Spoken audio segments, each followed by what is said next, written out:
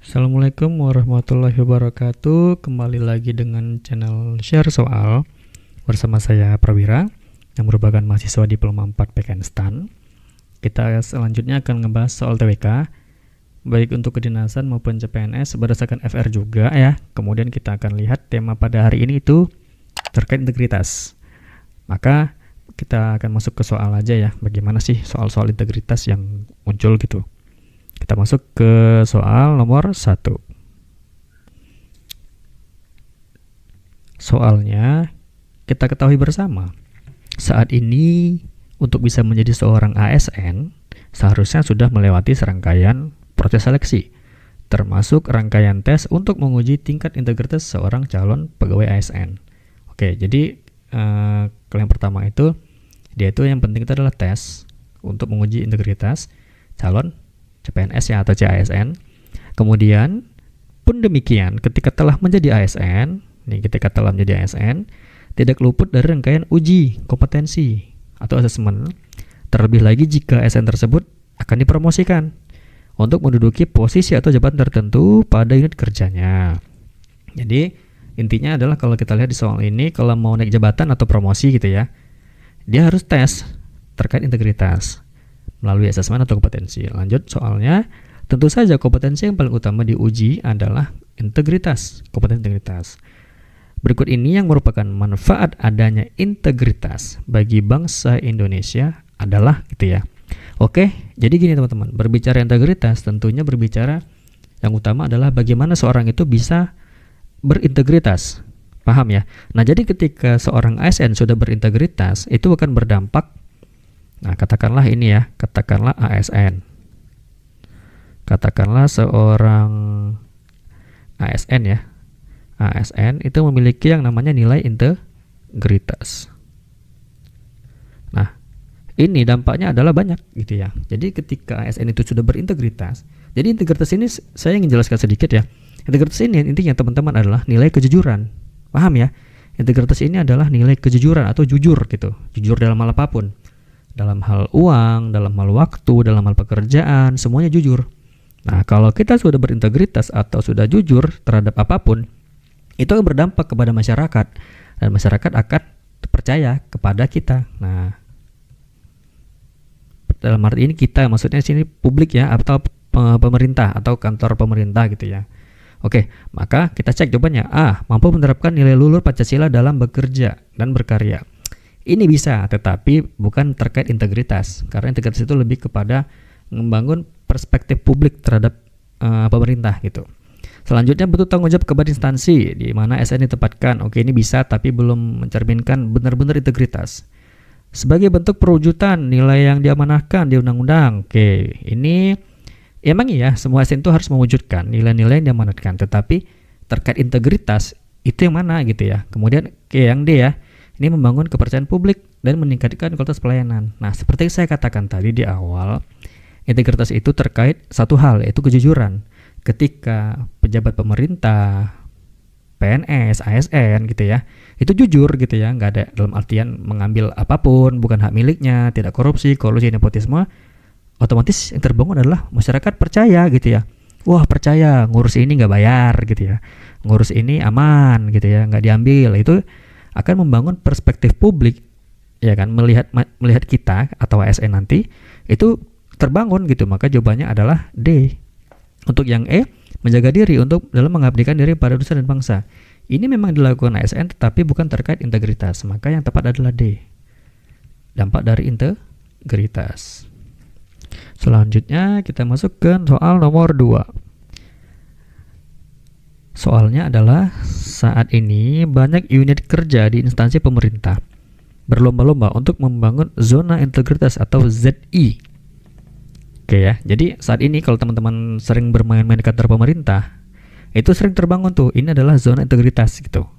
Ini ya, zona integritas. Nah, ZI, pembangunan zona integritas tersebut dilakukan sebagai bentuk dukungan nyata setiap pegawai pada unit kerja untuk berperilaku jujur, amanah, dan bertanggung jawab. Oke ya, 3 ya, dalam bekerja. Menurut saudara, dengan diwujudkannya zona integritas pada setiap kantor pemerintah saat ini, Hal apa yang akan tercermin dari diterapkannya zona integritas tersebut pada setiap kantor pemerintah yang dapat dilihat oleh setiap masyarakat adalah gitu ya. Oke, jadi intinya adalah ketika ZI tadi sudah terbangun di setiap kantor, katakan ini ada kantor pemerintah gitu ya, kantor pemerintah. Mungkin teman-teman tahu ya kantor pemerintah ya, kayak kantor dinas, kelurahan, kecamatan, dan berbagai instansi lain. Itu dia mencanangkan namanya ZI. Nah, ZI ini adalah zona integritas yang mana mereka bersepakat untuk tidak melakukan tindakan korupsi, kolusi, nepotisme, jujur tadi ya, jujur, amanah, dan bertanggung jawab gitu, komitmen gitulah untuk berperilaku sesuai dengan undang-undang gitu. Nah, nanti ini akan berdampak dalam hal apapun gitu. Nah, dalam hal apapun, maka kalau kita sudah melihat kantor itu sudah ada ZI di depannya, zona integritas, maka kita lihat, wih, otomatis kalau seperti ini kantornya bagus nih gitu ya. Berarti kantornya sudah lurus, sudah baik, sudah jujur gitu ya, sudah amanah gitu ya. Oke, selanjutnya kita cek. Yang A, berperilaku sesuai kepercayaan dan agama masing-masing pegawai. Oke, ini terkait agama ya. Nah, bukan terkait integritas sebenarnya gitu. Ini bisa, tapi bukan ini yang diminta. Yang B, meningkatkan nilai dan etos kerja pegawai terutama dalam melayani publik. Oke, dengan ada ZI apakah meningkatkan nilai dan etos kerja? Belum tentu, tapi dengan ada ZI justru lebih daripada itu. Yang C, membentuk kantor pemerintah untuk memperdekat kantor pelayanan terbaik. Ya, nah ini ya. Iya, tapi kalau untuk kantornya, tetapi kalau sesuai dengan soal kita ini, yang tercermin itu apa nanti? Nah, yang tercermin ya. Nah, tercermin dari masyarakat ngelihatnya itu apa? Oke, yang D, bertindak secara jujur. Nah, ini bertanggung jawab serta menepis semua godaan untuk korupsi. Nah, D. Yang E tadi menjaga diri ya, menjaga diri itu salah. Maka yang D yang tepat. Kenapa saya bilang yang D? Karena dengan adanya kantor itu berintegritas atau memiliki predikat zona integritas, maka dia akan menepis godaan-godaan untuk KKN atau korupsi. Begitu ya, integritas kurang lebih. Kita masuk ke soal nomor 3. Integritas tidak hanya dilakukan oleh aparatur sipil negara saja, melainkan nilai yang terkandung di dalam integritas semestinya bisa dilakukan sejak bangku sekolah. Oke, itu buat teman-teman yang SMA ini. Jadi integritas itu nggak hanya ketika jadi ASN, dari sekolah juga udah kelihatan tuh yang berintegritas. Ada banyak perilaku yang mencerminkan integritas seorang siswa dalam bertindak dan berpikir. Seorang siswa bernama Andi itu ya, ada orang yang paling pintar di kelasnya. Andi sering datang tepat waktu dan mengerjakan tugas selesai waktu yang ditetapkan oleh guru. On time ya dia ngumpulnya. Andi selalu berintegritas dalam berperilaku serta bertindak.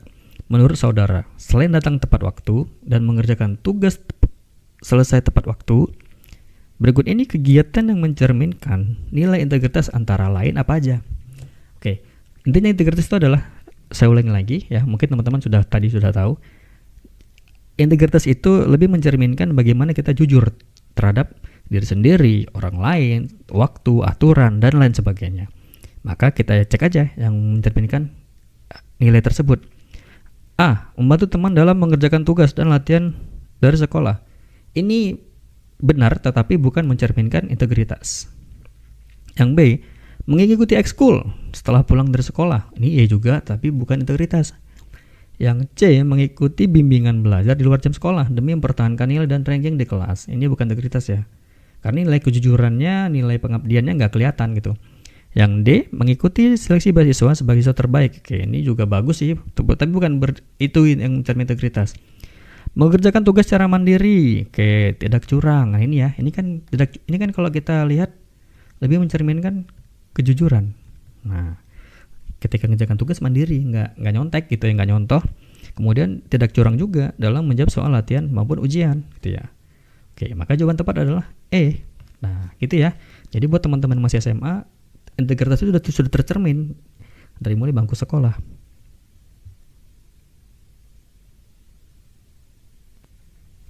Integritas nomor 4 ya. Nomor 4, integritas telah lama dilakukan oleh pahlawan nasional. Salah satu pahlawan yang telah mengamalkan nilai integritas adalah Cut Nyak-Dien.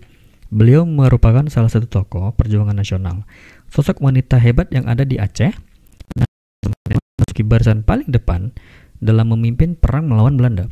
Cut Nyak-Dien terus bergerak berpindah-pindah tidak hentinya memberikan dorongan dan semangat kepada kawan-kawan sebangsa dan sebayanya supaya terus berjuang untuk mengusir kaum penjajah dari tanah Aceh. Sikap yang ditujukan oleh Cut Nyak Dien pada cerita di atas merupakan salah satu cerminan dari nilai-nilai integritas khususnya. Oke, kita cek aja. Jadi kan namanya pahlawan itu kan sudah berintegritas ya sejak dahulu, dan dia sudah mencerminkan salah satu nilai. Kalau kita lihat dia di sini kan yang berani maju ya. Ada kata tadi kalau nggak salah dia itu barisan paling depan. Dia itu barisan paling depan dalam memimpin perang melawan Belanda. Dia itu bergerak berpindah-pindah, nggak hanya hentinya memberikan dorongan dan semangat. Nah, kalau kita lihat di sini kita bisa simpulkan kalau Cut Nyak Dien ini berani gitu. Nah, dia peduli benar, tapi lebih tepatnya kalau saya lihat ini lebih tepatnya berani ya.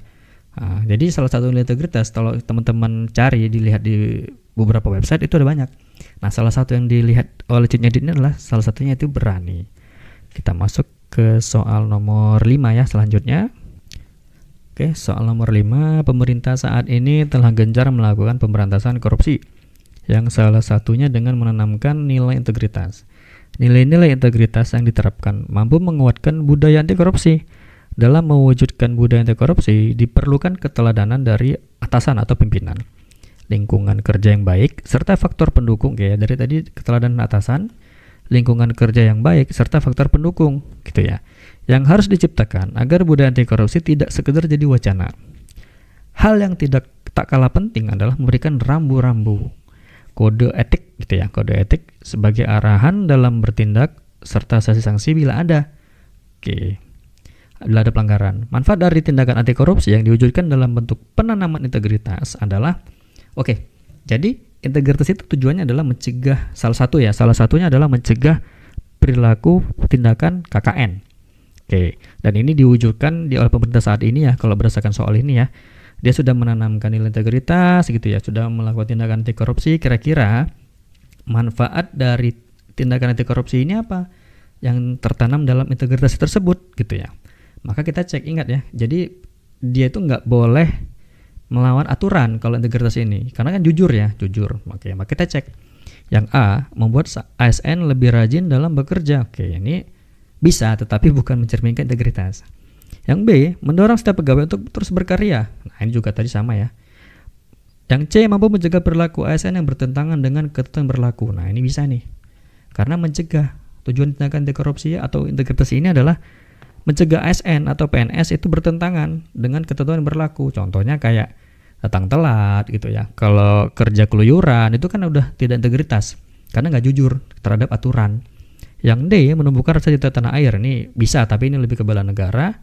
Kemudian yang E, mendorong untuk membantu negara berpajak yang lebih banyak. Ini kurang tepat ya.